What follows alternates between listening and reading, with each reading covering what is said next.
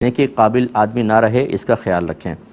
دوسرا، حلالہ کے مسئلے کا تھوڑا سا حصہ رہ گیا تھا، وہ شاید وقفے سے واپس آئے تو میرے ذہن میں نہیں رہا تھا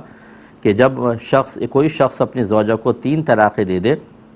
تو ہم نے آپ کو بتایا تھا کہ حلالہ کے بغیر دوبارہ رجوع کسی صورت میں ممکن نہیں، جو اس کے علاوہ مسئلہ بتایا گیا وہ غلط ہوگا۔ لہٰذا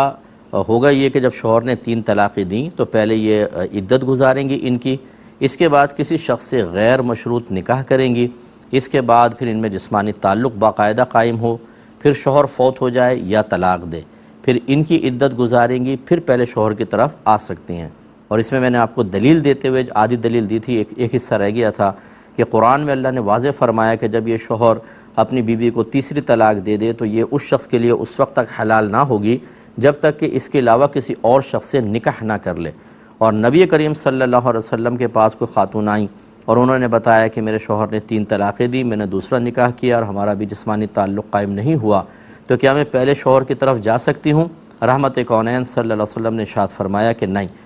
جب تک تو اس دوسرے شوہر کا اور یہ دوسرا شوہر تیرا کچھ شہد نہ چکھ لے۔ تو سرکار نے کنایتاً شرم کی وجہ سے الفاظ ادا کیے، اس کی تفسیر اور توضیح اور شرح علماء نے یہی بیان فرمائی کہ سرکار جسمانی تعلق کی طرف اشارہ فرما رہے ہیں کہ اس کے بغیر تم اس شخص کے پاس واپس نہیں جا سکتی ہو۔ جو بہن بھائی برا نہیں مانیے گا، جو 3 طلاقوں کے بعد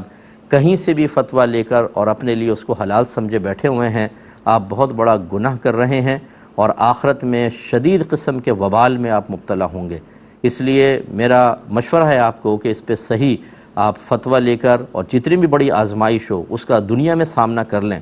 جن آزمائشوں کا آپ یہاں سامنا نہیں کر پا رہے، آپ کی طبیعت کی کمزوری اس مشقت کو برداشت کرنے کے لیے تیار نہیں، سوچیں قبر کی مشقت تو اس سے کئی گنا زیادہ ہے،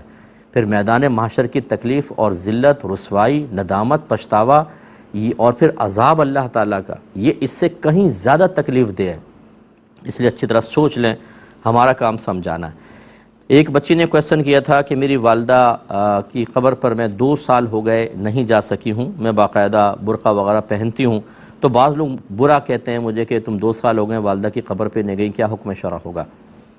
دیکھیں، علماء نے عورتوں کا قبرستان جانا احتیاطاً منع ہی کیا ہے، کیونکہ آپ کو پتہ ہے کہ آج کل فتنہ فساد کا دور ہے اور زیادہ سے زیادہ آپ کے قبروں پہ جانا ایک امر مستحب ہے، لہٰذا آپ گھر سے جو مستحب کام کے لیے اپنے گھر سے نکلنا یہ مناسب نہیں ہوتا عورت کے لیے، بہتر ہے کہ آپ گھر سے ہی ایصال ثواب کریں۔ ہاں، کبھی اگر ایسا ہو کہ قبرستان کے پاس سے کسی محرم کے ساتھ آپ گزر رہی ہیں تو پھر چلیں، آپ نے قبر پہ حاضری دے دی تو کوئی مسئلہ نہیں ہے، اس میں کوئی گناہ کا پہلو بھی نہیں ہے۔ یہ جو عورت کے لیے قبرستان جانے پر وعیدیں ہیں، ان کی کچھ شرائط ہیں، اس کے حساب سے ہے، ورنہ تو نبی کریم صلی اللہ علیہ وسلم نے جو اجازت دی ہے وہ مطلقاً اجازت ہے۔ سرکار نے فرمایا پہلے میں نے تمہیں قبروں پہ جانے سے منع کیا تھا، اب میں تمہیں اس کی اجازت دیتا ہوں، تاکہ اس زیارت سے عبرت حاصل ہوتی ہے، نصیحت حاصل ہوتی ہے، مفہوم یہ حدیث کا۔ تو اس میں مرد عورت دونوں شامل ہیں، اور لاکھوں لوگ دیکھیں شہدائے احد کے مزارات پر حاضر ہوتے ہیں، نبی کریم صلی اللہ علیہ وسلم کے مزار شریف پہ حاضری ہوتی ہے، جنت البقیع کے مزارات پر، بعض نے کہا اس کا استثناء ہے۔ بہرحال ٹھیک ہے، یہ دلیل بھی مان لیتے ہیں، لیکن کہنے کا مطلب یہ ہے کہ عورت برقعے میں بالکل پردے کے ساتھ ہر طرح کی قیودات اور شرائط کا لحاظ کر کے جائے تو گنجائش نکلے گی، لیکن پھر بھی افضل اور اعلیٰ یہ ہے کہ اپنے گھر سے ہی کرے۔ ہاں، راستے میں آ جائے جیسے میں نے عرض کیا تو پھر تھوڑی دیر کے لیے رک کر وہاں پر آپ فاتحہ وغیرہ پڑھ سکتی ہیں۔